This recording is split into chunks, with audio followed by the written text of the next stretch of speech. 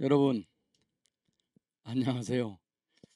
여러분 많이 기다리시게 해서 죄송하고 기다려 주셔서 감사드립니다. 용인에서 새벽기도 설교하고 올라오는데 제가 운전도 서투르고 그러니까 시간이 많이 걸렸습니다.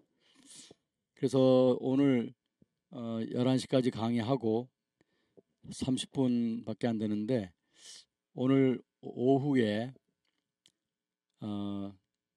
3시 반, 3시 반부터 1시간 1시간 한 10분 정도 하여튼 제가 여러분들한테 보충 수업을 해드리겠습니다. 그래서 오늘 이어서 하면은 1시간 반 수업량을 다 채워드리겠습니다.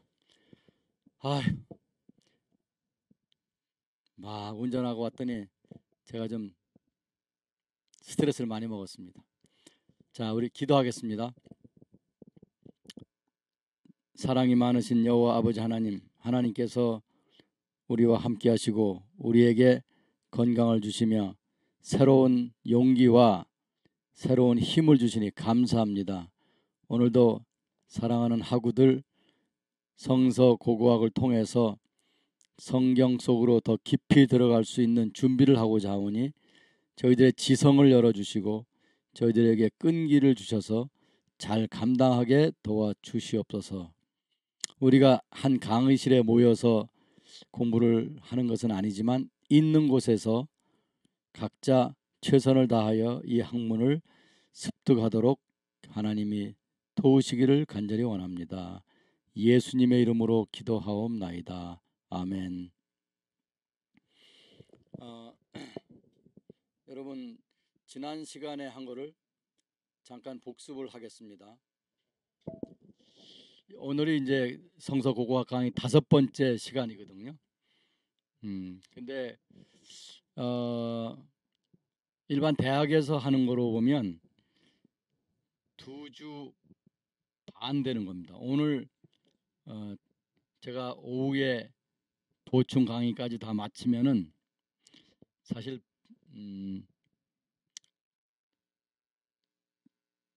2주 신학대학에서는 2주 하고 반 다음 주까지 해야 석주밖에 안 되는 거거든요. 그러니까 여러분들 지금 새로 시작하시는 분들이 늦지 않았나 걱정하지 마시기 바랍니다. 걱정하지 마시고 아직도 시작하고 얼마 많이 진행을 안 했기 때문에 여러분 걱정하지 말고 하시면 되고요. 새로 하시는 분들도 계속 하시면 되겠습니다. 자, 지난 시간에 제가 성경 지리학, 성서 지리학을 하는데 그 지리적 범위에 대해서 말씀을 드렸죠. 여러분들이 그 지도를 다시 한번 차례 보겠습니다. 먼저 여러 나라들이 이스라엘을 가운데 놓고, 즉 이스라엘이 들어오기 전에 카나안이라고 하는 나라 또는 케나안이라고 하는 나라, 나라가 아니라 케나안이라는 지역이죠. 케나안이라는 지역, 이쯤 쓰면은 보겠죠. 케나안. 이걸 우리는 가나안이라고 하지 않습니까? 예, 케나안이라는 지역에서부터 시작해서 남쪽으로는 이집트, 북쪽으로는 메소포타미아, 그 다음에 아나톨리아, 현재 터키가 있는 아나톨리아, 메소포타미아에서 북쪽으로 코카서스라고 하는 지명이 보이죠. 코카서스, 여러분이 일반 역사에서 배웠을 것입니다.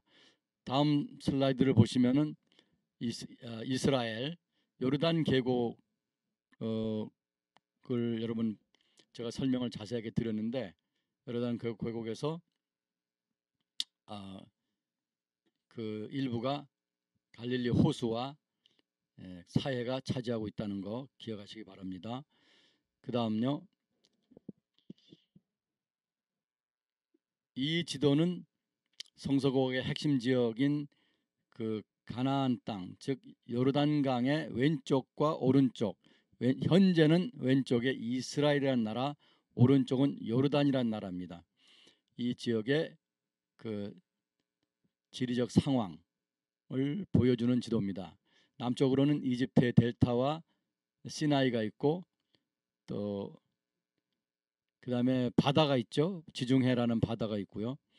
성경에는 저 바다를 대해, 큰 바다라고 했습니다. 그다음에 오른쪽으로 가면은 드넓은 광야가 펼쳐지고 있습니다. 아라비아 반도의 북쪽이죠. 이걸 잘 기억해 놓으시기 바랍니다. 그다음에 남쪽으로 있는 것이 홍해인데 홍해는 긴 바다인데 북쪽으로 올라오면 시나이 반도의 왼쪽과 오른쪽으로 손가락처럼 갈라지게 되어 있습니다. 그걸 다 홍해라고 하는 것입니다. 언제 여러분과 함께 홍해에 가서 그 아주 그 남빛 바다에서 우리가 수영을 한번 했으면 좋겠습니다. 그 다음에 보면요, 그 다음 슬라이드는 이스라엘의 12지파가 들어와서 정착했던 상황을 보여주는 지도죠. 그래서 그 요르단강의 왼쪽과 오른쪽으로 12지파가 정착을 했습니다. 그러므로 성지 연수를 가게 되면 반드시 오른쪽에 있는 요르단도 여행을 해야만 됩니다. 그러려면은 약 2주가 걸립니다. 최소한도 2주가 걸립니다. 그 다음요, 이 지도는 신약시대 지도죠. 갈릴리 지방, 사마리아 지방, 그 다음에 유데아 지방, 그리고 요르단강 건너편의 오른쪽으로는 데카폴리스 지방과 페레아 지방. 데카폴리스 지방은 이방 지역이었고 페레아 지방은 유대인 지역이었습니다. 이 지도를 잘 기억해 놓으시기를 바랍니다. 그 다음을 보시면요, 성경 지도책, 우리가 이것을 교과서적으로 여러분들이 보시면 좋겠습니다. 고고학 책은 아니지만 지리학 책인데 이 지리학 책이 반드시 필요합니다. 지리학을 잘 알아야 우리가 고고학을 할 수가 있습니다. 그래서 성서지리는 고고학을 배우는 데 있어서 기본적으로 중요하고 또한 성경을 연구하는 데 있어서 지리학이 아주 필수라고 하는 것을 잊지 마시길 바랍니다. 그래서 우리가 여기에서 제가 우리가 지금 과목이 고고학 과목인데 언젠가는 성서 지리학을 이제 본격적으로 해야 될 겁니다. 그러나 여러분이 이 고고학을 이해하는데 필요한 만큼의 지리학적 얘기를 제가 하고 있는 것입니다. 앞으로 지리학을 지도를 그려가면서 할 수 있도록 우리가 이제 과목을 또 아마 할 기회가 있을 겁니다. 그 다음에요, 오늘 새로운 책을 하나, 이전에 책이 하나 더 있는데 아까 그 책 그 다음에 없어요? 오,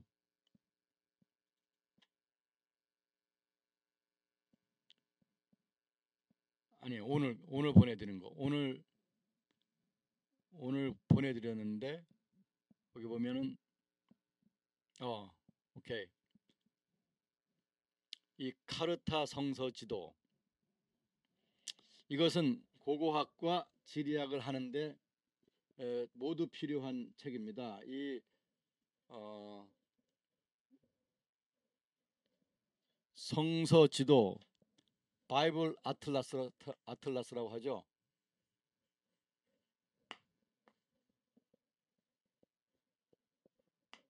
여기서 바이블 아틀라스, 성서 지도가 있는데요. 이 책이 원래 카르타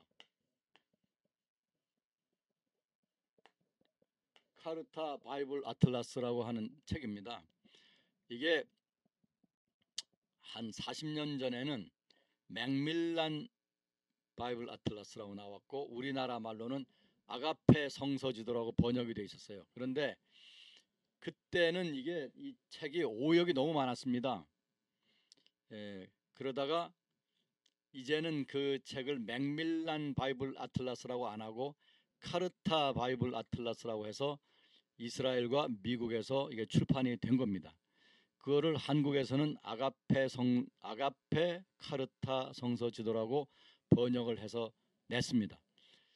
물론 이 고고학을 전공하지 않은 사람이 번역을 한 거기 때문에 조금 염려가 되는 부분들이 있지만 그 전에 맥밀란 바이블 아틀라스보다는 훨씬 번역이 잘 됐습니다. 요거 지금 제5판이거든요. 제5판. 이것이 이제 4판도 있고 5판도 있는데 5판 번역서예요. 그래서 여러분들이 성서 지리학 또는 고고학을 연구하는데 이 아틀라스를 사용하시면 될 겁니다. 요하난 아하로니와 아비요나, 마이클 아비요나라고 하는 두 학자가 처음에 이 맥밀란 바이블 아틀라스를 만들었습니다. 둘 다 유대인이고 히브리 대학교의 이스라엘 히브리 대학교의 교수였습니다. 그래서 이걸 90년대까지 그걸 사용을 했는데 그 다음에 앤슨 레인이라고 하는 앤슨 레인이는 이제 저의 선생님이었는데 세계적인 학자죠. 그 이스라엘의 그리고 성경의 역사 지리학의 아주 최고봉이었습니다. 앤슨 레인이라고 하는 분이 이 책을 90년대에 들어와서 이 책에 그 시대가 지나서 이제 부족한 부분이 있었기 때문에 그것을 보완해 가지고 사프라이라고 하는 학자와 함께 이걸 보완해서 4판, 5판을 낸 겁니다. 그래서 앤슨 레이니 교수님은 저의 아주 사랑하고 존경하는 선생님이었고 제가 예루살렘 대학에서 교수를 하고 교무차장을 할 때는 이제 연세가 많으셨는데 저를 많이 도와주시고 지도해 주신 선생님이죠. 이 앤슨 레이니 교수님의 제자였던 것이 저에게는 참 하나님의 축복이었습니다. 그래서 여러분은 이 성서 지도는 이 책을 교과서적으로 사용해 주시길 바랍니다. 이거는 제가 번역을 했더라면 오역은 전혀 없었겠지만은 왜냐하면 이건 저의 전공이니까요. 그리고 앤슨 레이니 교수한테 제가 배웠으니까요. 제가 80년대에 이스라엘에 공부하러 갔을 때는 그때가 2년입니다. 82년에 레이니 교수님은 이제 젊은 교수님이었고 요하난 아하로니 아비요나는 이미 안 계셨습니다. 그래서 이 책은 저에게 레이니 교수님이 이거를 수정하고 증보할 때 제가 그분의 제자였습니다. 이 지도를 보면 여러분이 펼쳐보면은 성경의 사건들을 전부 지도로 만들어놨어요.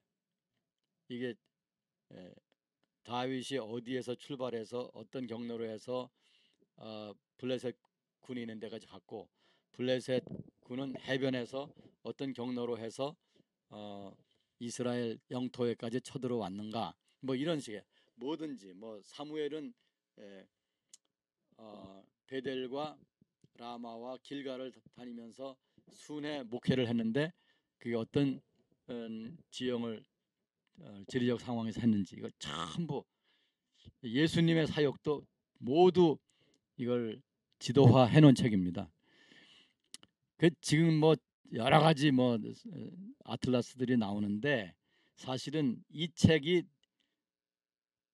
원조라고 할 수 있습니다.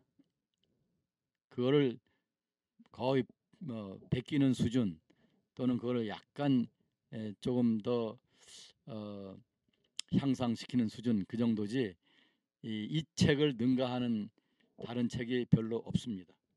물론 제가 이 책을 만든 사람도 모르고 이 책을 한국에서 낸 출판사도 제가 모릅니다. 다만 이 책의 가치에 대해서만 말씀을 드리는 거니까 여러분은 공부하실 때에 성경을 읽으실 때, 고고학을 할 때, 성서 지리학을 할 때 이 책을 사용하시면 되겠습니다. 자, 그러면 다음 이제는 지난번에 하던 대로 다음 장면을 주세요. 성경 고고학에 대해서 용어 정리를 해드렸죠. 제가 성경, 성석, 성경 고고학, 성서 고고학, 근동, 중동, 팔레스타인, 이스라엘, 가나안, 터키, 레바논, 시리아, 이라크, 이란, 이집트, 시나이 이런 것들에 대한 정의와 의미를 말씀해 드렸습니다. 그다음에 히브리인과 유대인에 대한 차이점, 텔이 무엇인지, 토기와 도자기의 차이점 이런 거 말씀드렸고, BC와 BCE는 무엇인지, AD와 CE는 무엇인지 제가 설명을 드렸습니다. 여러분들이 여러분 중에 이 학문적인 자료를 읽을 분이 앞으로 계실 거예요. 뭐 많지는 않으시겠지만 그럴 때 읽을 때에 보면은 여러분들이 이걸 읽을 때에 CE라고 하는 건 우리가 AD라고 하는 것을 지금 학자들은 CE라고 씁니다. 그리고 BCE라고 하는 것은 우리가 BC라고 하는 거, 주전 또는 서기전이라고 할 때 이 사람들은, 일반 학자들은 BCE라고 쓰는 것입니다. 이것이 지난 20-30년간에 처음에 슬슬 쓰기 시작하더니 지금은 다 이렇게 쓰고 있습니다. 그래서 여기 혼란이 없기를 바랍니다. 오케이. 그 다음, 자, 이제 고고학 연대에 대해서 공부를 해야 되는데요. BC 8500년에서 7500년 약 1000년간을 우리는 토기가 없는 신석기 시대, 토기가 없는 신석기 시대라고 하는 것입니다. 토기 이전 또는 토기가 없는 신석기 시대, 8500년에서 7500년 7500년 BCE 또는 BC 이렇게 말할 수 있는 거죠. 그래서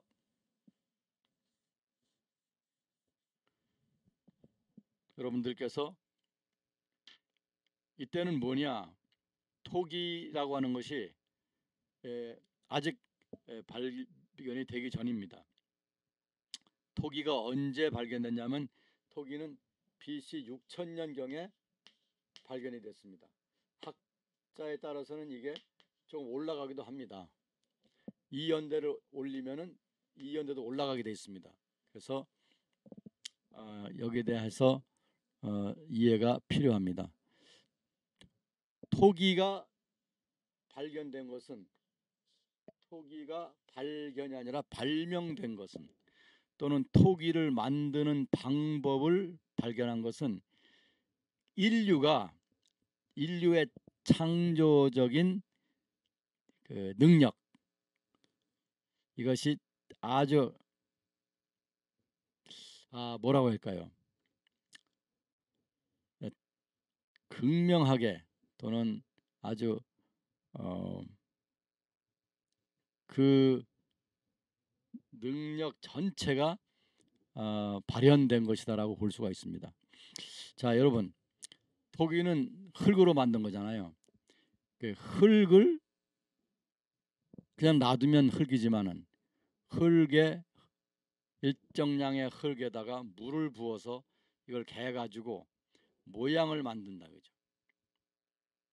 이 모양을 만들어서 그냥 그릇을 쓰면은, 물을 부으면은 이게 젖어 가지고서 물기를 빨아들여서 이게 다시 흙으로 돌아가 버립니다.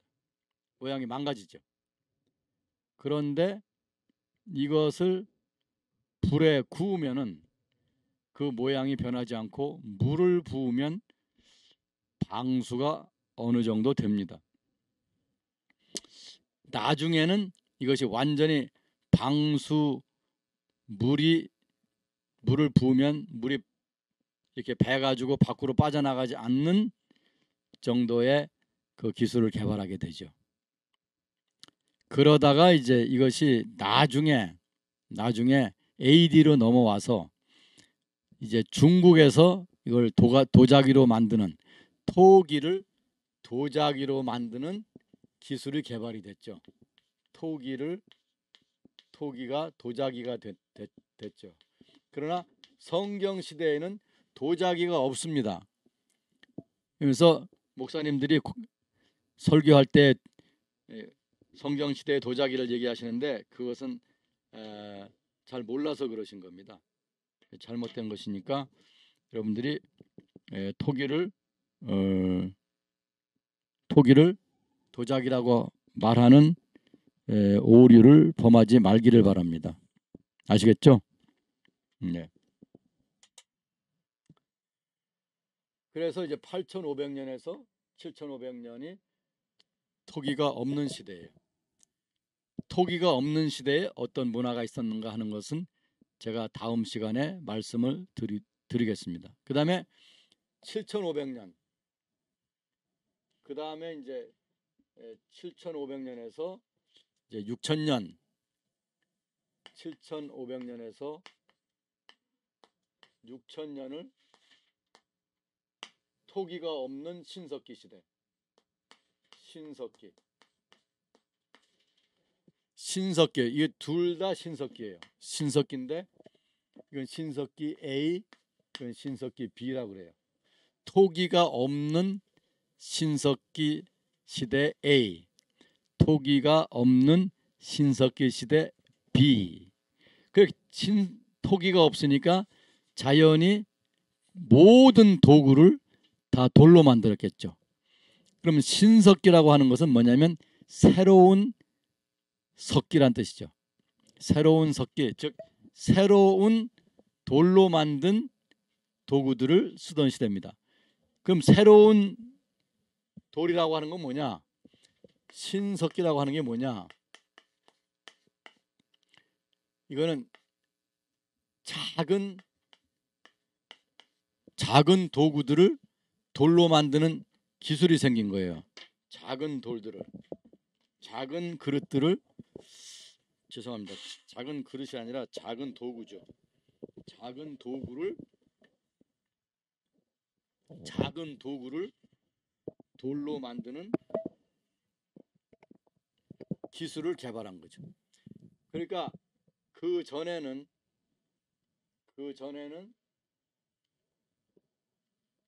돌이 커요. 이렇게 돌을 큰 돌을 가지고 여기에 날을 깎아서 돌을 떼어내 가지고 깎아가지고 이것을 찍어서 뭘 만들 때 찍어서 물건을 만드는, 또는 고기 같은 것 점일 때 집게로 하는 거죠. 또는 그 다음에 돌을 여기 깎아가지고 도끼,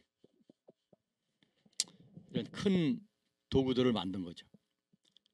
그랬는데 이제는 돌 가지고 바늘도 만들 정도로 돌 가지고 화살촉을 만들고, 화살촉 작은 것을 만들 수 있어요. 화살촉을 만들 수 있어요. 돌 가지고 칼을 만드는데 그전엔 칼이 컸어요. 이렇게 컸어요. 근데 이제는 칼을 아주 섬세한 칼을 만들 수 있는 기술이 생긴 거죠. 이거는 돌을 갈아서 만드는 거예요. 이제 그런 그림이나 사진을 제가 다음 시간까지는 제가 보여드릴까 합니다. 그 다음에 이제 시간이 흘러서 토기가 개발되면 아까 말씀드린 대로 BC 6000년 되니까 딱 토기를 개발하게 되죠. 그래서 이것을 토기가 있는 신석기 시대. 그러니까 흙으로 만든 그릇들과 돌로 만든 도구들을 같이 쓰던 시대죠. 그러니까 토기와 석기, 병용기 시대라고 할 수 있는 거죠. 그 다음에 이제 BC 5000년에서 4300년 하면 토기가 있는 신석기 시대 B라고 할 수 있죠. 토기가 있는 신석기 시대 B. 그러니까 신석기 시대가 네 부분으로 나누어지는 거예요. 신석기 시대가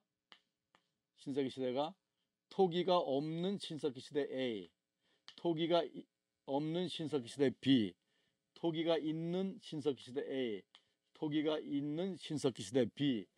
그렇게 해서 신석기 시대가 네 시대로 나눈다고 하는 거 여러분이 꼭 기억해 주시기를 바랍니다. 그래서 어떤 지금은 이제 신문에도 고고학적인 얘기가 많이 나오지 않습니까? 신석기를 얘기하면 여러분이 8500년에서 5000년, 이게 근동의 신석기 시대는 8500년에서 5000년이다라고 하는 거죠. 약 3500년의 시간을 두고 신석기 시대였다. 그럼 신석기 시대를 둘로 자르면 토기가 개발되기 이전에 신석기 시대가 있고 토기가 개발된 이후에 신석기 시대가 있다.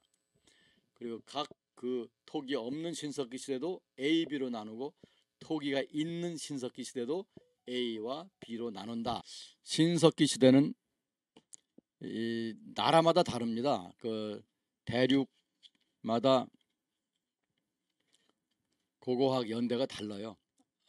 아메리카의 고고학 연대와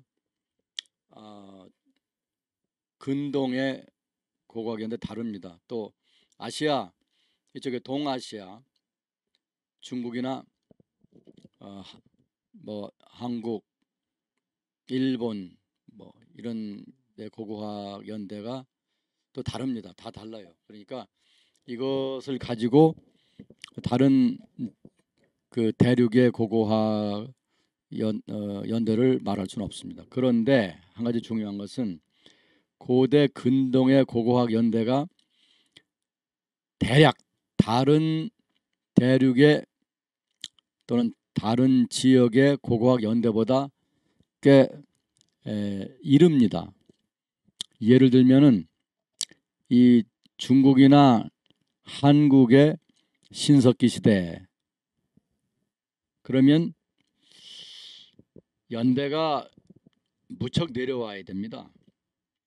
이 근동에서는 8500년 BC라고 하거든요. 근데 이 한국이나 이 중국, 일본의 신석기 시대는 그보다 훨씬 밑으로 내려옵니다. 철기 시대도 마찬가지입니다. 하여튼 연대가 밑으로 내려와야 돼요. 이스라엘 철기 시대는 BC 한 1200년경 되는데 한국의 철기 시대는 그보다 훨씬 더 내려와야 되는 것입니다. 제가 이 한국 고고학의 전문가가 아니니까 이쪽의 연대는 말씀드리지 않겠습니다만은 이 연대가 빠르다라고 하는 것은 인류의 삶이 근동에서 먼저 시작되었다, 또는 인류의 문명이 근동에서 먼저 시작되었다라고 말할 수가 있는 것이죠. 자, 신석기 시대는 돌도구, 석기지 않습니까? 석기, 돌, 석기거든요.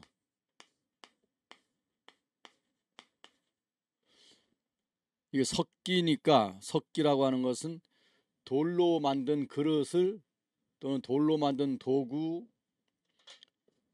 이 도구를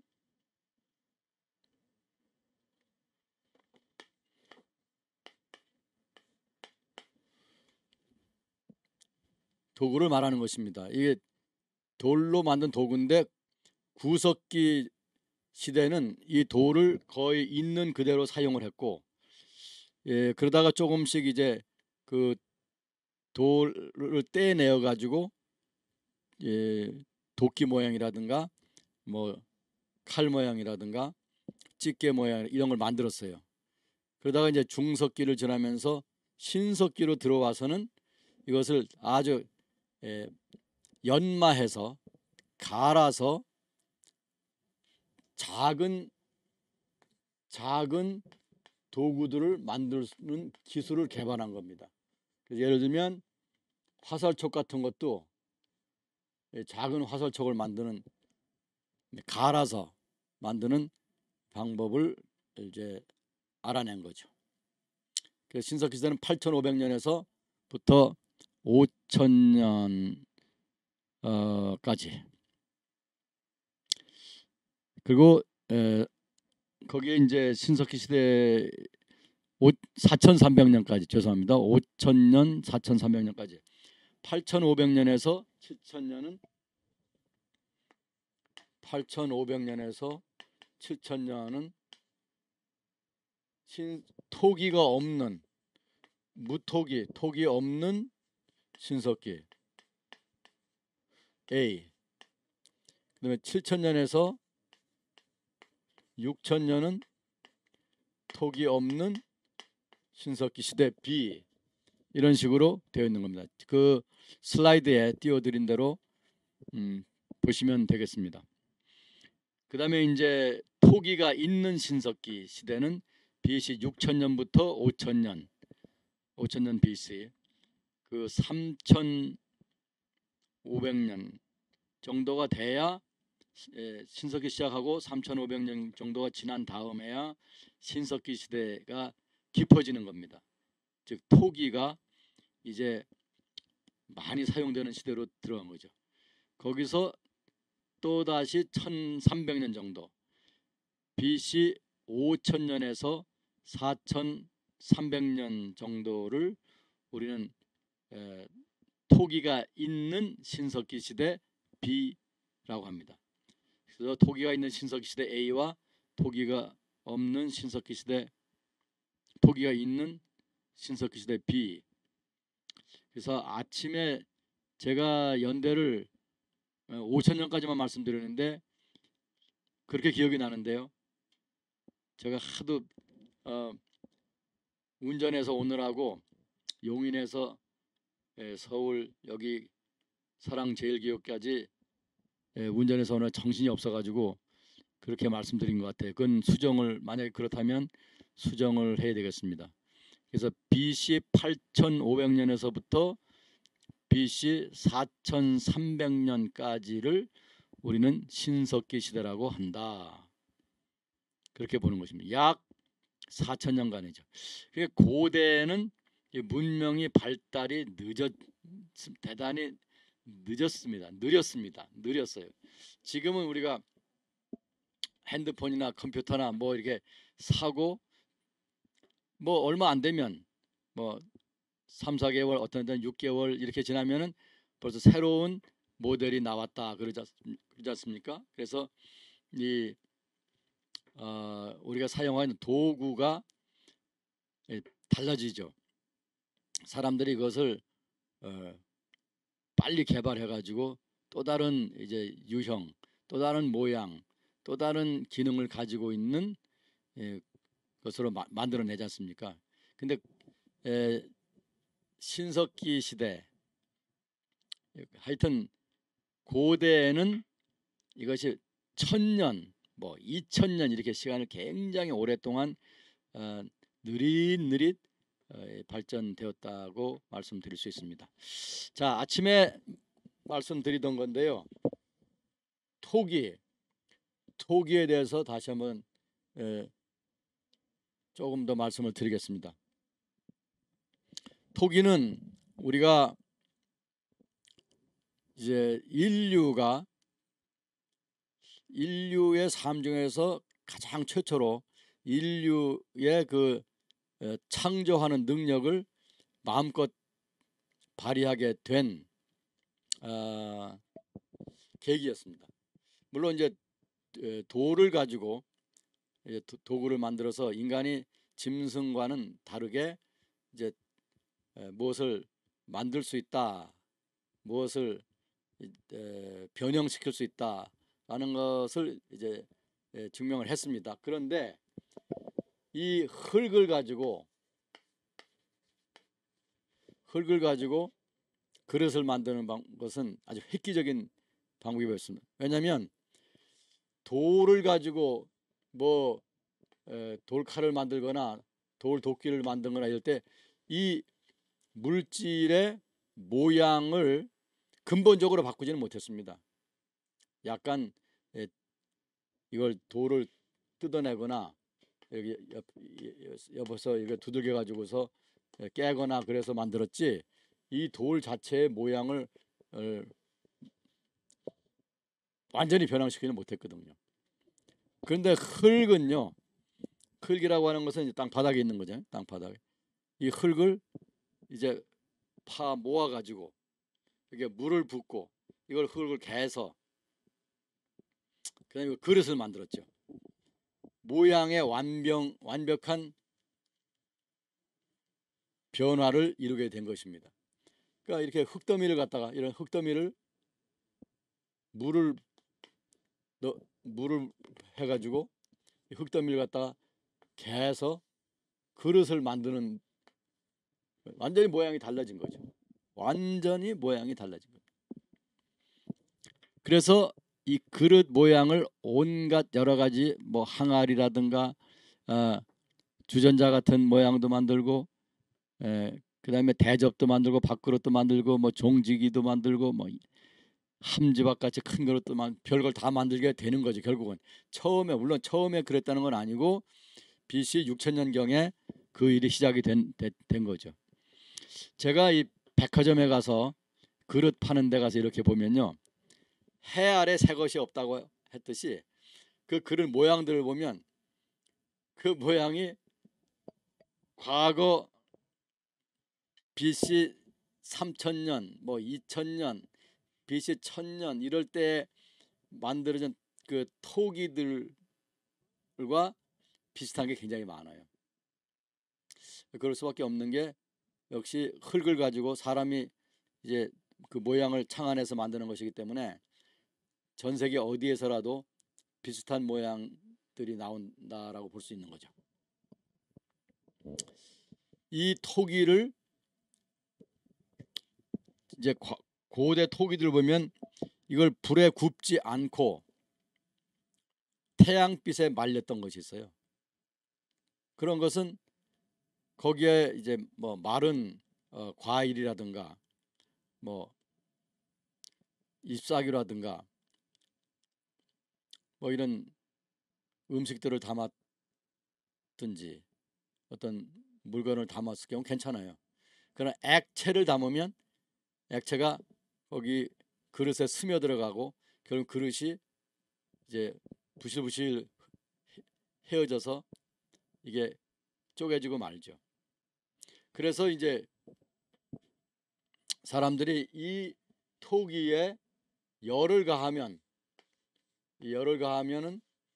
이것이 단단해진다고 하는 것을 깨달은 거죠. 그래서 토기에 불을 가해서 불 속에 집어넣고 구워서 이것이 단단하게 하는 방법을 깨달은 거죠. 처음에는 이 불이 약했습니다. 처음에는 나무를 떼가지고 하니까 불이 뭐 한 100도 정도밖에 안 되니까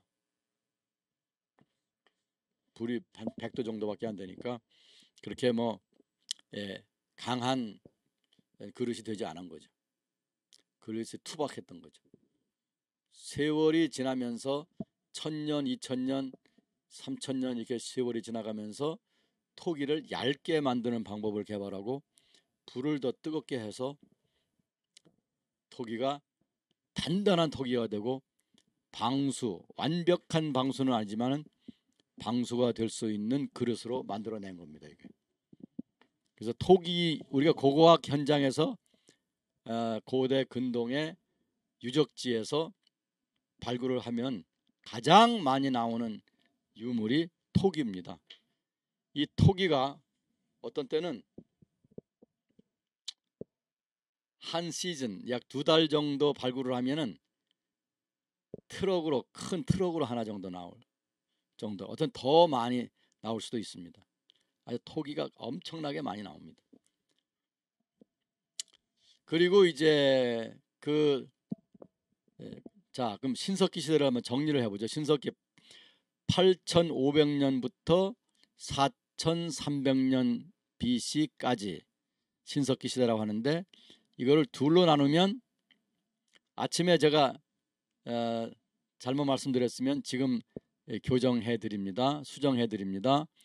둘로 나누면 토기가 없는 신석기 시대가 있습니다. 그 다음에 후반부에 토기가 있는 신석기 시대가 있습니다.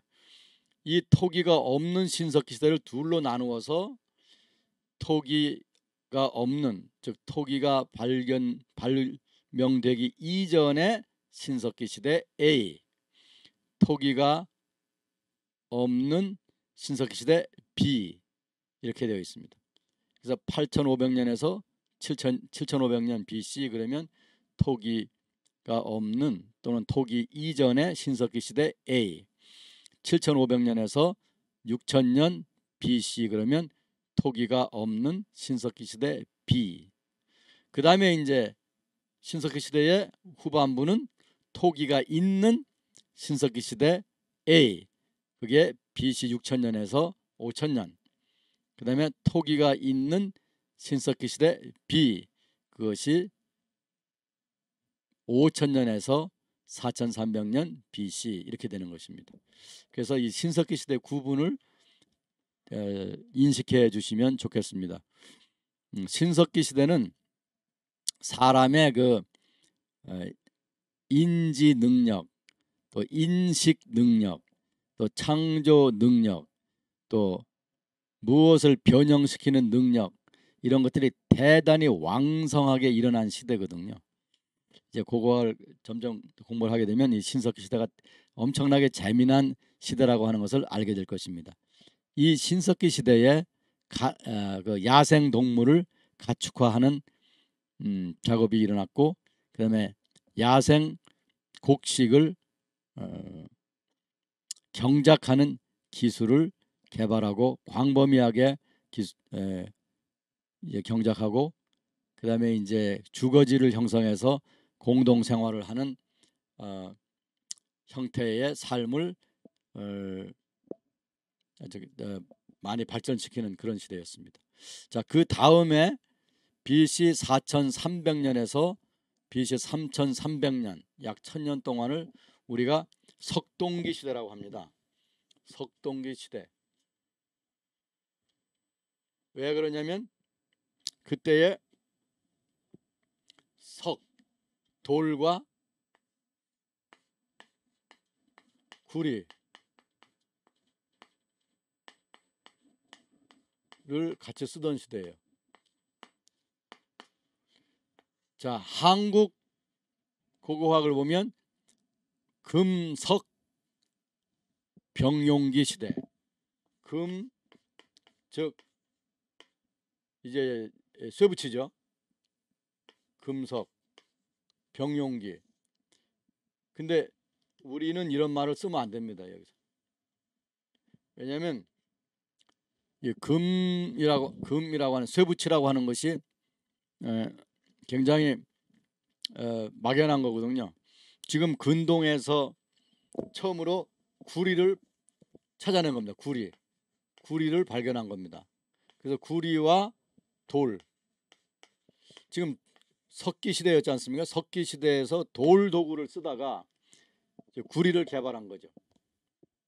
구리를 개발한. 그래서 이 두 가지로 만든 도구들을, 돌로 만든 도구들과 구리로 만든 도구들을 같이 쓰던 시대다, 이런 얘기. 그래서 석동기 시대다. 석동기 시대다. 영어로는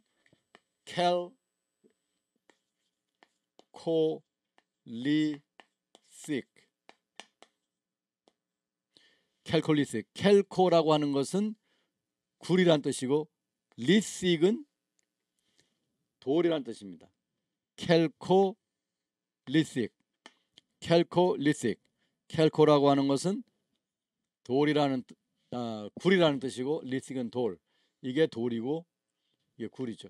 피리어드는 시대다, 그런 뜻입니다. 그래서 캘콜리틱 피리어드. 이게 한 단어입니다. 이게 한 단어예요. 캘콜리틱 피리어드. 캘코라고 하는 것이 이게 굴인 거죠. 그래서 캘콜리틱 피리어드가 4,300년에서 3,300년. 이때는 이제 토기가 있고 그다음에 돌로 만든 섬세하게 만든 작은 돌 도구들을 썼고 그다음에 이제 구리로 만든 도구들을 썼던 거죠. 구리로 뭘 만들었을 거예요? 구리로 만든 것들이 예를 들면은 칼도 있겠고요. 이제 기본적으로 사람들이 늘 필요한 게 음식을 만들어 보면 칼이 있잖아요. 또 수술을 하면 칼이 필요하고 그런 기본적인 것들. 근데 이때 구리가 많지는 않았습니다. 있긴 있어도. 이때 사실은 금도 발견이 됐습니다. 그러나 그것이 워낙 귀했기 때문에 언급을 하기가 해도 별 의미가 없는 거죠. 그런 시대였습니다. 그래서 세 가지 돌, 구리, 흙으로 만든 그릇 이 세 가지를 쓰는 시대가 이제 열린 거죠. 이때부터 인류의 문명이라고 하는 것이 이제 생기는 준비가 되어가고 있었던 것입니다.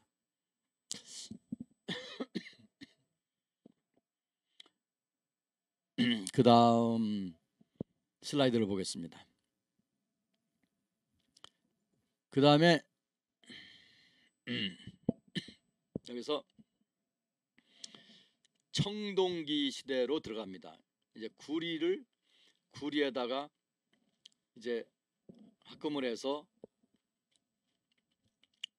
주석을 섞죠. 그래가지고 이게 청동을 만듭니다. 구리는 물러요. 단단하지 않아요. 그래서 여기에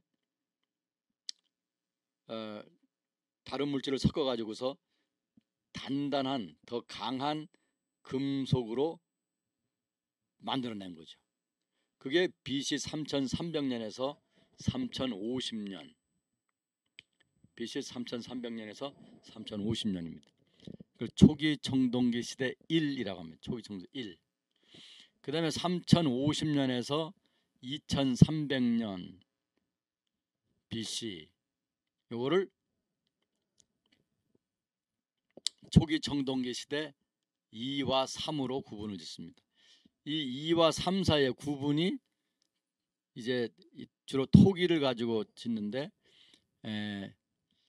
이 구분선이 정확하지 않기 때문에 2와 3이라고 이렇게 하나로 섞어 쓰고 있습니다. 그리고 이제 청동기 시대, 초기 청동기 시대의 네 번째 시대, 초기 청동기 시대 4번, 이것이 2300년에서 2000년 BC가 됩니다.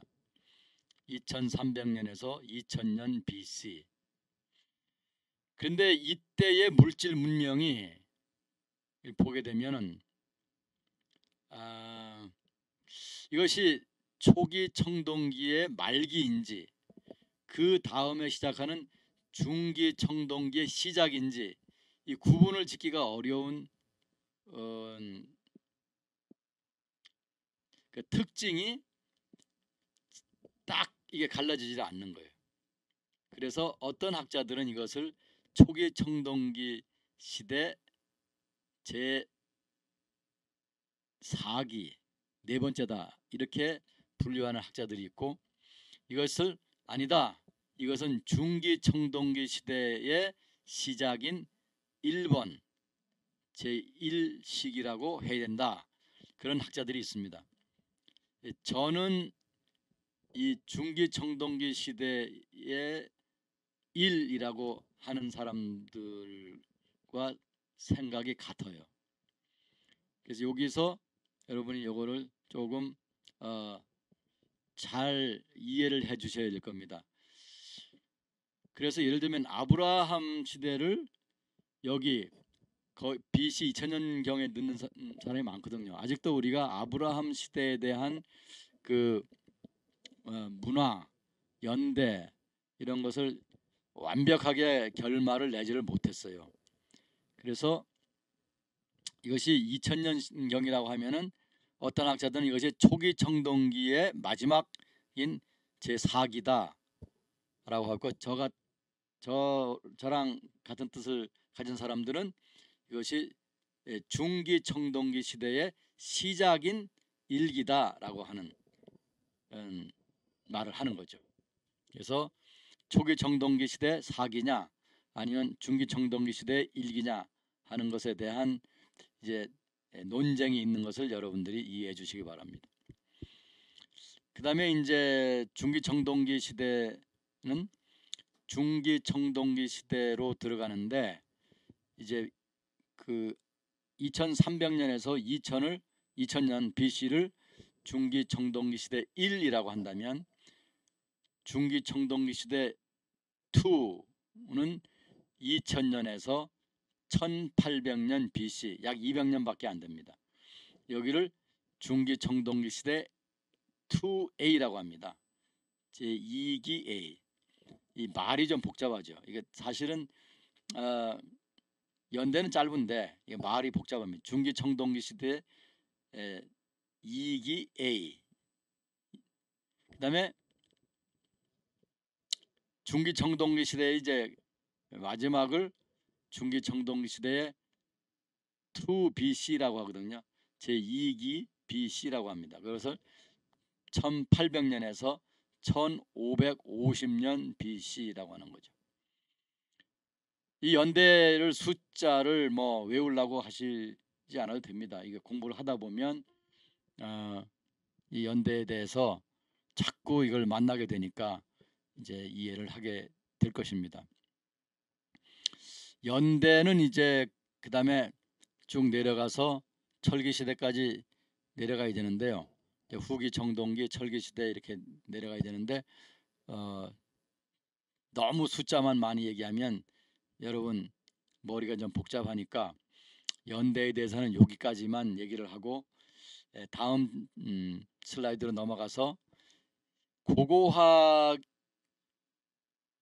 성서 고고학을 시작한 사람들과 그때의 그 고고학을 한 이유와 그래서 성서고학이 그 당시에는 뭐라고 했는지 그리고 그때 어떤 것들을 발견했는지 이런 조금 재미난 이야기를 여러분들에게 해드리려고 합니다.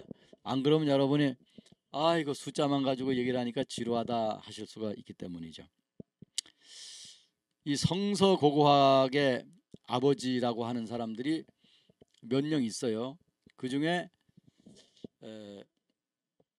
성서 고고학의 아버지라고 지금 화면에 나와 있는 사람이 얼브라이트인데 W.F. 얼브라이트. 여기서 윌리엄 팍스웰 얼브라이트. 윌리엄 팍스웰 얼브라이트.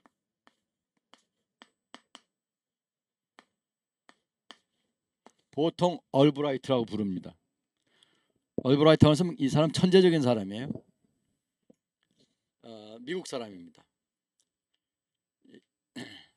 19세기에 이 고고학을 한 사람 중에 천재적인 사람이 많이 있습니다. 이분은 고고학이 뭐냐라고 했냐면 성서 고고학이란 고고학적인 연구로 조명하는 성서학이다 그랬습니다. 이분이 원래 구약학자였습니다. 성서학을 하는 학자였습니다. 성경학.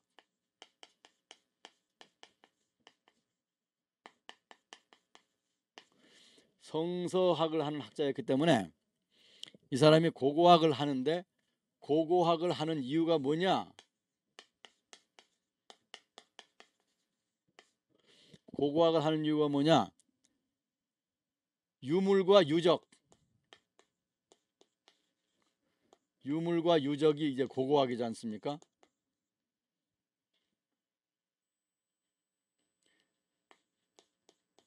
유물과 유적 이것을 가지고 성경을 연구하는 성서학을 하는 것이다. 그것이 고고학이다라고 말한 거예요. 그러니까 고고학이라고 하는 독립적인 학문의 정체성을 말한 것이 아니고 고고학이 성서학을 연구하는 보조 학문이라고 이분은 생각을 하셨던 겁니다. 이게 19세기입니다. 지금 우리는 몇 세기죠? 21세기죠. 지금 생각은 고고학 하는 사람들의 생각은 많이 달라졌습니다. 그래서 성서 고고학의 당시 학문적인 성격은 이 고고학을 하는 분들이 성서학자들이었기 때문에, 물론 이제 나중에는 신약학을 연구하는 사람들도 여기에 개입을 하게 되는데, 이 성서학자들이 고고학을 했기 때문에, 즉 고고학을 현장 발굴이나 현장에 있는 유물이나 현장의 주거지를 연구함으로써 성경을 더 이해하기 원했기 때문에 한 학문이었습니다. 그래서 성서학이라고 생각을 한 거죠. 이분의 제자인, 다음 슬라이드를 보면 이분의 제자인, 다음 슬라이드를 보면 G. Ernest Wright, 미남이에요. 이 처음에 고고학 하신 분들이 다 미남입니다. 얼브라이트도 잘생긴 사람이고, 이 라이트라고 하는 분도 잘생긴 분이에요. 지금 이 화면에 보시는 G.E. 라이트라고 하는 분이 이 얼브라이트의 제자입니다. 이분은 뭐라고 했냐? 이 G.E. 라이트, 이분은 미국의 하버드 대학교 교수였습니다. 하버드 교수였는데 이분이 뭐라고 했냐면 G.E. 라이트, G.E. Ernest, G. Ernest Wright, G. Ernest Wright. 이분이 뭐라고 했냐 그러면, 성서 고고학은 성서를 이해하는데 직접 또는 간접적으로 도움을 주는 모든 고고학적 사실들을 연구하는 학문이다. 그러니까 이분은 자기 선생님보다 약간 한 발 더 앞서 가서 고고학이라고 하는 학문을 독립적인 학문으로 조금 더 자리매김을 해줬어요. 그런데 여전히 성서 고고학은 성경을 이해하는데 유물이나 유적이나 자료를 사용을 하는 학문이다, 이런 얘기죠. 즉 고고학을 통해서 성경 연구하는 데 도움을 받는다, 그런 얘기죠. 여전히 핵심은 어디에 방점이 찍혀 있냐면 성경에 찍혀 있는 거죠. 성경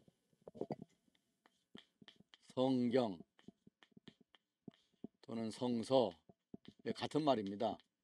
이거 가지고 뭐 영어상 싸움을 할 필요가 없습니다.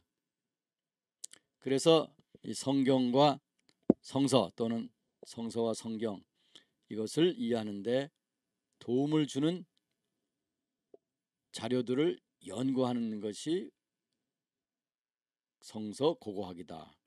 그래서 성서 고고학은 영어로 그때 이 사람들이 쓴 용어가 Biblical Archaeology,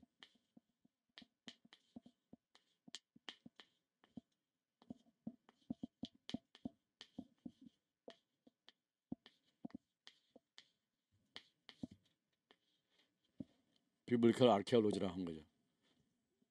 여러분 이 칠판이 보입니까? 오케이. 비블리컬 아르케올로지, 이렇게 말한 거죠. 그러니까 19세기의 이 고고학은 성경을 연구하기 위한 하나의 도구로서 인식되었던 거죠.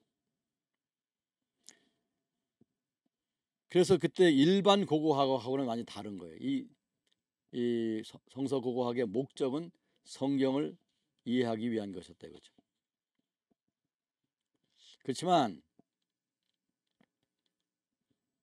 성서의 많은 기록들이 고고학을 통해서 증명하거나 또는 부정되거나 증명되거나 부정되거나 하는 일이 발생을 하게 된 거죠. 근데 사실 알고 보면 성경이라고 하는 것은 고고학적 증거를 남기면서 쓴 게 아니지 않습니까? 물론 증거가 남은 것도 있지만, 예를 들어서 제가 살아온 60년 남짓한 그 궤적을 보면 제가 살아온 것을 다 고고학으로 증명할 수 있겠습니까? 제가 강원도 강릉에서 태어나가지고 지금까지 살아온 것을 증명하려고 할 때 여러분이 강릉에 가서 보니까 고세진 교수에 대한 증거가 없다.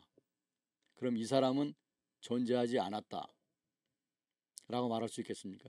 지금 제가 살아있으니까 뭐 그게 큰 문제가 안 되지만 제가 죽고 500년이 지나갔다 해보십시오. 그때 그 사람 없었을걸? 이렇게 말하면 증거를 대지 못하면 그 사람이 분명히 살았었지만은 살지 않았었다라고 말할 수 있는 거죠. 학문적으로는 완전히 존재하지 않는 사람으로 정리가 될 수 있는 거죠. 현실은 안 그렇지만. 그래서 이제 그것이 그 과거에 성서학을 하면서 고고학을 했던 그 방법론의 맹점이라고 할 수가 있는 거죠. 그래서 그 고고학의 그 성서 고고학의 그 목적이라 할까, 이런 것은 성경에 있는 어떤 사실들, 어떤 물건에 대한 기술이나 예를 들면 어떤 사건에 대한 기술이나 어떤 그 사람이 썼던 도구들에 대한 기술이나 이런 것이 사실이냐 아니냐, 진실이냐 아니냐, 이것을 규명하기 위해서 있는 것이 아니고, 그렇게 하는 것은 바람직한 것이 아니고, 오히려 성서가 기록되었던 세계, 성경 시대에 살았던 사람들이 살았던 그 세계, 성경이 성경에 기록되어 있는 그 내용, 이런 것이 그때의 문화 역사적 맥락 속에서 우리 어떻게 이해될 수 있는가 하는 것을 연구하는 것이 더 바람직하다라고 할 수 있는 거죠. 그래서 19세기에 그 하던 고고학 방법, 성서 고고학 방법론은 대단히 그 범위가 좁고 목적이 이제 성경을 증명하는데 또는 이해하는 데에 국한되어 있었다라고 하죠. 그러면 이제 그 당시에 살았던 사람들에 대한 이해는 별로 중요하게 여기지 않았던 거죠. 일반 사람들의 뭐 장사미사, 우리말로 하자면 장사미사나 필부 필녀들에 대한 얘기는 별로 중요시하게 여기지 않았죠. 성경에 보면은 어떤 왕이 쳐들어오고 전쟁이 벌어지고 뭐 누가 죽고 어떤 왕이 죽고 뭐 이런 얘기 나오지 않습니까? 그럼 그것을 이제 고고학 현장에서 찾아가지고 사실이냐 아니냐 이걸 따지는 건데, 그 다음에 거기에 나왔던 사람들, 그 예를 들어서 거기에 나왔던 군인들, 양측의 군인들, 그들이 입었던 군복이라든가 그들이 먹었던 음식이라든가 그들이 두고 온 고향이라든가 이런 것에 대해서는 우리가 알 수가 없는 거죠. 지금은 이제 고고학이 이 삶의 정황의 전반을 연구하고 있기 때문에 그런 데 대한 관심을 갖고 있는 거죠. 그래서 다시 말씀드리면 성경의 세계를 밝히는데 이 고고학이 더 사용되는 것이 바람직하다.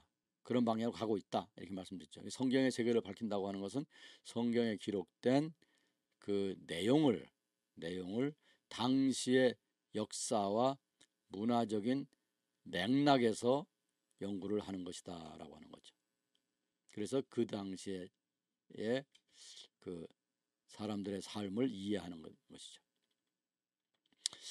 그 범위를 제가 이미 몇 번 말씀드렸는데 그 범위가 저 이탈리아 왼쪽으로는 이탈리아, 즉 서쪽으로는 이탈리아에서부터 동쪽으로는 이란까지, 북쪽에서는 메소포타미아에서부터 또는 페르시아부터 남쪽의 이집트까지 이게 다 범위가 된다고 했습니다. 그런데 성서지리학의 핵심 부분은 제가 가나안이라고 말씀드렸습니다. 근데 이것이 이스라엘 백성들이 들어온 다음부터는 그것을 이스라엘이라고 한 것이죠. 그런데 그냥 학문적인 용어로는 여러분 이미 기억을 하고 계시겠죠? 여전히 기억을 하고 계시겠죠? 그 요르단강의 동쪽과 서쪽, 그래서 요르단강의 동쪽과 서쪽, 여기 갈릴리 호수가 있고 사해가 있고 이렇게 있죠. 이렇게 쓰면은 여러분 이거 보입니까? 그래서 이쪽에 이스라엘 쪽을 우리는 뭐라 그랬죠? 시스 요르단. 그리고 현재 요르단이라는 나라가 있는 곳을 우리가 트랜스 요르단이라고 했습니다. 그래서 이것이 성서고고학을 하는데 핵심 부분입니다. 지금으로 말하면 이스라엘과 요르단이 있는 나라. 그냥 학문적인 용어로는 시스 요르단과 트랜스 요르단. 그래서 여러분 이 용어를 잘 기억해 두시기 바랍니다. 아시겠죠? 그래서 지금은 이제 이 성서고고학이라는 말, 제가 이미 말씀을 드렸습니다만 성서고고학이라는 말 대신에 근동고고학이라는 말도 쓰고 팔레스타인 고고학이라는 말도 씁니다.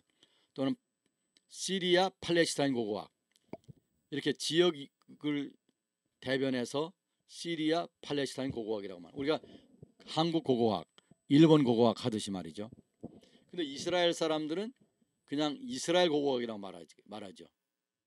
그것을 히브리 말로 에레츠 이스라엘 고고학이라고 말합니다. 에레츠 이스라엘은 이스라엘 땅이란 뜻입니다. The land of Israel, Israel, 그런 뜻입니다. 그래서 그거를 에레츠 이스라엘,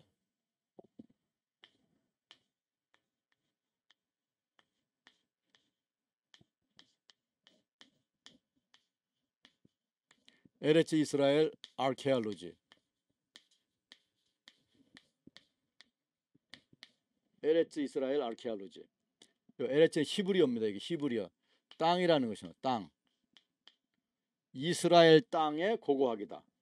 이스라엘 땅의 고고학이다라고 하는 거죠. 그 용어들이 많아요. 근데 이스라엘 땅의 고고학이 다른 말로는 성서고고학이라는 말로 이제 전환이 될 수가 있습니다.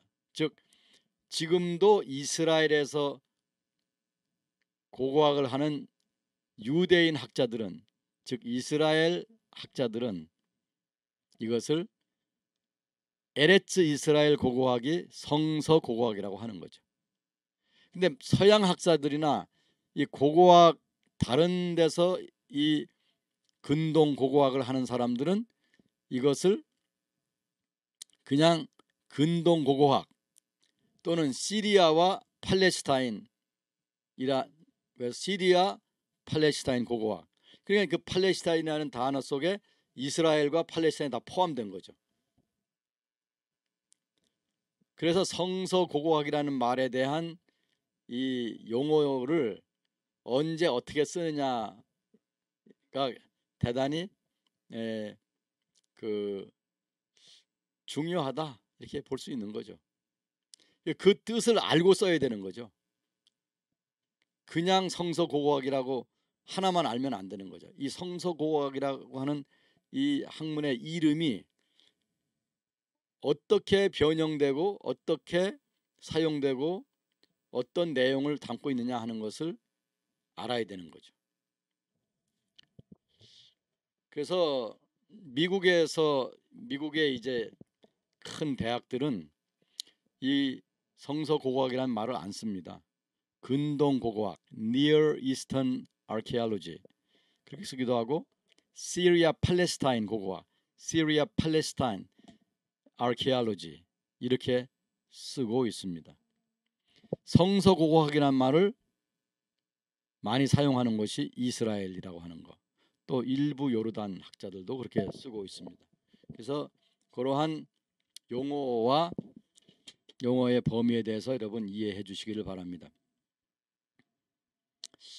이 성서고고학을 발굴하는 이 성서고고학 학문을 하는 사람들 중에 현장고고학자, 현장에서 이스라엘이라든가 요르단이라든가 또 레바논이나 이런 데서 발굴을 직접 하는 현장 고고학자는 대단히 수가 아주 적습니다. 몇 사람 안 됩니다. 저도 하나님의 은혜로 이 현장 고고학자들의 대열에서 20년 이상 발굴을 했었습니다. 정말 특권이죠, 그게. 그런 것을 할 수 있는 사람이 많지를 않습니다. 여건이 안 되기 때문에. 다 머리도 좋고 뭐 실력도 있지만은 그렇게 이스라엘이나 요르단이나 레바논이나 뭐 이런 데서 또는 시리아나 이런 데서 20년을 발굴한다. 이건 쉬운 일이 아닙니다. 이 서양 사람들도 드문 얘기죠. 그래서 하나님께서 저희가 특별히 베풀어 주신 은혜였습니다. 이 성서고고학이 이제 촉발되는 단계가 있었어요. 성서고고학을 사람들이 학자들이 시작을 했는데 그 시작이 있기 전에 이 어떤 일들이 있었습니다. 그걸 제가 몇 가지 말씀을 드리려고 합니다. 성서고고학의 그 준비 단계, 성서고고학이 일어날 수 있는 어떤 그 분위기를 형성하는 사건들이 벌어졌는데 그게 18세기였습니다. 18세기와 19세기, 18세기 말 19세기 초, 18세기 말 19세기 초, 18세기 말에서 19세기 초,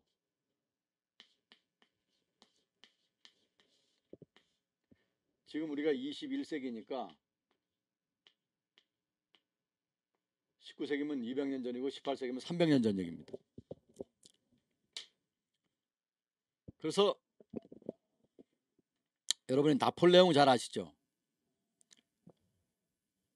이 18세기 말 19세기까지는 이 근동에 있는 유적들이 세상에 알려지지 않았습니다. 물론 거기에 살고 있던 사람들은 그것이 뭔지 모르고 그 유적 위에다가 집을 짓고 살고 유적인지도 모르고 거기를 파서 무덤을 만들기도 하고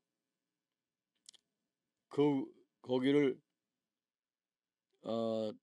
소나 당나귀를 사용해서 갈아가지고 밭을 만들어서 곡식을 심기도 하고 여러 가지로 그런 상황이었습니다. 그들이 이래 유적을 봐도 이게 유적이 뭔지 모르고 그러니까 이게 알려지질 않는 거죠. 그러다가 나폴레옹이 이집트를 원정하게 됩니다. 이집트, 아프리카죠. 이거는 이제 성서고고학의 핵심 분야인 가나안은 아니지만은 또는 시스 요르단과 트랜스 요르단은 아니지만은 이것이 즉 이 서양 밖에 동쪽에 있는 아프리카와 근동에 대한 이 관심을 폭발시키는 일이 벌어졌습니다. 1798년에, 그러니까 이게 18세기 말이죠. 1798년에 나폴레옹은, 프랑스 황제인 나폴레옹이 이집트의 원정에 이제 착수하게 됩니다. 그때 이 나폴레옹은 175명, 많은 숫자죠. 175명에 달하는 학자와 예술가와 과학자를 동원해서 이 해외 원정에 가서 그 유물과 유적을 연구해 오라고 하는 이제 명령을 내리게 됩니다. 그 결과 이 이집트 원정에 나갔던, 군대와 함께 나갔던 이 학자와 예술가와 과학자들이 이집트의 유물들을 샅샅이 조사해 가지고 책으로 만들었어요. 놀랍게도 그 책이 24권이나 됩니다. 다음 슬라이드에서 그 책을 보시겠습니다. 이게 이집트 설명이라고 하는 책입니다. 이게 불란서어로 기록이 된 거죠. 이게 24권입니다. 그러니까 1798년에 이제 보내서 연구를 해가지고 이 책이 1809년부터 1828년까지 사이에 연구된 것을 발표한 거죠.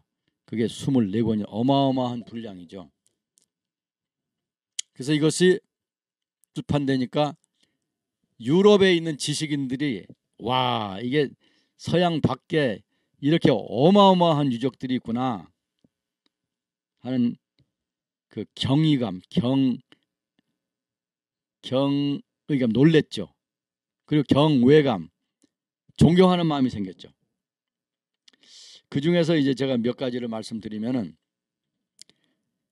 이 책을 보고 사람들이 이제 그 이집트의 유물에 대한 관심을 갖게 되고, 따라서 이집트와 관계있던 그 주변, 그러니까 시스요르단, 트랜스요르단, 그 다음에 북쪽으로 시리아, 팔레스타인, 메소포타미아까지 관심을 갖게 된 거죠. 나폴레옹 때에 이 이집트에 연장한 사람들이 로제타 비석이라고 하는 것을 발견하게 됩니다. 다음 슬라이드에 이제 보시겠습니다. 로제타 비석, 로제타 스톤이라고 그러죠. 로제타 스톤. 로제타 스톤은 이게 세 부분으로 되어 있습니다. 그래서 맨 윗부분, 이게 윗부분이 이 돌이 잘라졌죠. 그 윗부분은 디모틱이라고 하는 문자로 기록이 되어 있습니다. 이게 필기체입니다. 이집트어의 필기체고요. 그 다음에 그 맨 밑에 3분의 1, 3등분해서 맨 위는 디모틱이고, 맨 밑에는 이집트 사람들이 이제 그 그리스어도 썼나 봐요. 그래서 그리스어로 되어 있습니다. 그 내용이 뭐냐면, 이집트 왕 톨레마이오스, 그분이 이제 서기전 BC죠. BC 203년에서부터 181년 사이에 통치한 왕인데, 이 사람의 업적을 기록한 것입니다. 이 로제타 로제타 비석이 만들어진 것은 BC 195년 정도 됩니다. BC 195년. 근데 그 가운데가 이게 이제 상형 문자입니다. 근데 이 그리스어는 이제 학자들이 알지만은 이 상형 문자를 몰랐고, 가운데 상형 문자 몰랐고, 위에 디모틱도 잘 몰랐습니다. 근데 1822년에 프랑스의 언어학자인 샹폴리옹이라는 사람이 있어요. 그 사람이 14년의 연구 끝에 마침내 이 상형 문자를 해독하는 데 성공을 했습니다. 아주 대단한 학자죠. 그러니까 위에 디모틱하고 밑에 있는 그리스어 이것을 가지고 연구를 해가지고 가운데 부분에 있는 상형 문자를 해독해낸 거죠. 이때부터 이집트에 기록된 상형 문자들을 읽을 수 있으니까 그 내용들을 알게 되면서 이집트 학이라고 하는 것이 빠른 시간 내로 발전해 나가게 된 것입니다. 지금 이 화면에 보게 되면 그 상형 문자가 뭐 뱀도 있고 새도 있고 뭐 손도 있고 그렇지 않습니까? 이런 것들을 이것이 뜻이 무엇인지를 알게 된 것이고 이것이 그 영어 알파벳으로 어디에 해당되는지를 찾아낸 것이죠. 그 다음에 또 하나는 이것은 이제 이란에 있는 것입니다. 이것은 제가 이것을 언급하는 것은 나폴레옹 군대가 찾아낸 것이 아니고 이제 그때의 그 고고학 성서 고고학이 이루어지기 시작할 때에 일어난 몇 가지 사건 중에 하나를 제가 또 하나를 말씀드리는 겁니다. 이거는 영국군 장교가 발견해낸 것인데 1835년 19세기죠. 19세기 초반에 이란의 베히수툰이라는 곳에서 이 높이 100m가 넘는 이 암벽에 조각되어 있는 장면을 이제 발견을 하고 이 암벽에 매달려 가지고 이거를 이제 탁본을 떴습니다. 탁본을 뜨고 필사를 했어요. 이게 이제 글씨를 이제 손으로 이제 베낀 거죠. 이것은 다 고대 페르시아어. 여기는 이제 이 언어가 세 가지가 쓰여 있는데 고대 페르시아어와 아람어, 아랍이 아니고 아람어, 그다음에 바빌론어 이런 언어들로 이 세 가지 언어로 이게 여기 사건이 기록되어 있는 거예요. 그래서 이것은 다 쇠기 문자였습니다. 쇠기 문자를 이제 만나게 된 거죠. 근데 롤린슨이라고 하는 학자가 이 영국군 장교가 이제 탁본하고 이제 베낀 이것을 보고 연구를 해가지고 쇠기 문자를 해독해낸 것입니다. 그 다음에 이제 그 독일 학자도 있고 아일랜드 학자도 있고 여러 학자들이 여기에 대해 연구에 매달려 가지고 1850년에 마침내 이 쇠기 문자가 완벽하게 해독 그러니까 이 쇠기 문자 전체를 해독하는 계가를 올렸습니다. 그러니까 이 롤린슨이라는 사람이 이 쇠기 문자를 해독하기 시작을 했고 다른 사람들이 여기에 참여하면서 1850년에 정확하게 19세기 중반에 쇠기 문자가 이제 쇠기 문자의 비밀이 풀려버린 거죠. 그래서 이 쇠기 문자가 해독됨으로 인해서 메소포타미아의 문명인 아시리아와 바빌론 제국의 그 삶의 양태와 군대의 그 양식과 전투하는 방법과 궁정의 삶과 왕들이 통치하는 그 양태 이런 것을 또 일반 사람들의 삶의 그 방법 이런 것을 즉 문화를 아시리아 문화를 알게 된 거죠. 해석하게 된 거죠. 찾아내게 된 거죠. 그래서 이제 이런 그 서양 사람들이 이 동양에 대한 관심 또 아프리카에 대한 관심이 이제 증폭되는 시기가 19세기 18세기 말에서 19세기였다. 19세기 중반까지였다라고 볼 수 있는 거죠. 오늘 여기까지 공부를 하고 다음 시간에 여기 이어서 어떻게 고고학이라는 학문이 성립이 되는지도 공부를 하고 그 다음에 제가 또 후기 청동기 시대부터 연대에 대해서 여러분께 말씀을 드리겠습니다.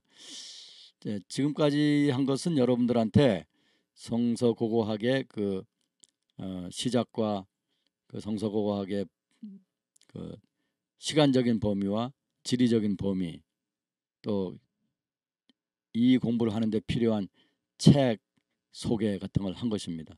아직도 성서고고학의 본론으로는 안 들어갔기 때문에 지금 새로 시작하시는 분들은 여기 걱정하지 마시고 지금까지 지나온 동영상들을 이것까지 포함하면 5개입니다. 이걸 다 쭉 여러분들이 찾아보시고 또 거기에 언급되어 있는 책들을 읽어보시고 다음 단계로 들어갈 수 있도록 준비해 주시면 되겠습니다. 여러분 대단히 감사합니다. 앞으로 성서고고학을 계속 공부해서 우리가 하나님의 말씀인 성경을 더 잘 이해하고 깊이 이해하는데 그게 도움이 되기를 바랍니다. 기도하겠습니다. 살아계셔서 역사하시는 여호와 아버지 하나님, 저희들이 이 성서고고학을 통해서 성경에 더 깊이 들어가기를 원하고 성경 말씀을 더 자세하고 확실하게 확신 있게 알기를 원합니다. 우리 같이 공부하는 학우들에게 하나님께서 지혜를 주시고 지성의 폭을 넓혀 주셔서 깊이 학문에 삽질을 하여 성경을 확실하게 알고 가르치는 데에 또 설교하는 데에 자신 있는 주의 종들이 되도록 역사하여 주옵소서. 우리 청교도 신학원에서 수고하는 모든 목사님들과 교수님들과 또 직원들에게 하나님의 특별하신 은총으로 함께 하시기를 간절히 원합니다. 우리 학생들에게 하나님의 인도하심이 날마다 있기를 간절히 원합니다. 예수님의 이름으로 기도합니다. 아멘.